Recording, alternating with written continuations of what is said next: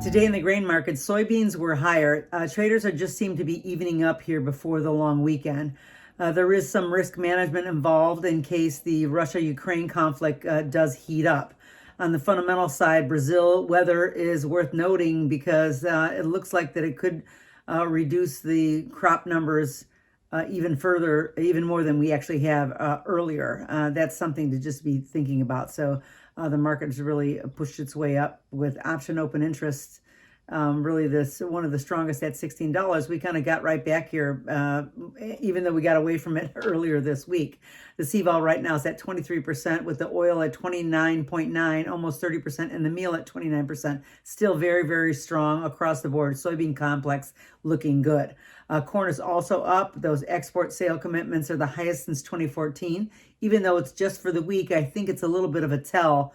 The market is still really strong. Now, the rains in Brazil right now are delaying the harvest, thereby delaying the second crop planting. That's going to be something that could play into the corn market going forward. But the market's looking really strong right now, really stuck at that 650 mark. And that's because, again, the option open interest is pretty high there. So we had a little bit of movement because of that. The CVOL for corn is at 27%. Wheat is the one that's very strong. I think traders are starting to factor in a little bit of risk premium because of the long weekend. Futures are just showing some decent strength. And there's some concerns that something may happen over the next 3 days. Outside the war headlines, the Monteith wheat is also higher. So there's a couple of things that fundamentally that could also be underpinning some support in the market.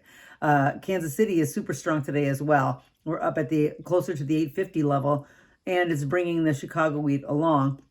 CVOL is back up 4% to 39.2%. I mean, who would have thought that the volatility would be up at this level? But certainly we've gotten comfortable with all the markets here where we are. So this week was a little bit of the tail wagging the dog with the March option expiring today. And I think that they were basically guiding futures to where the highest open interest was.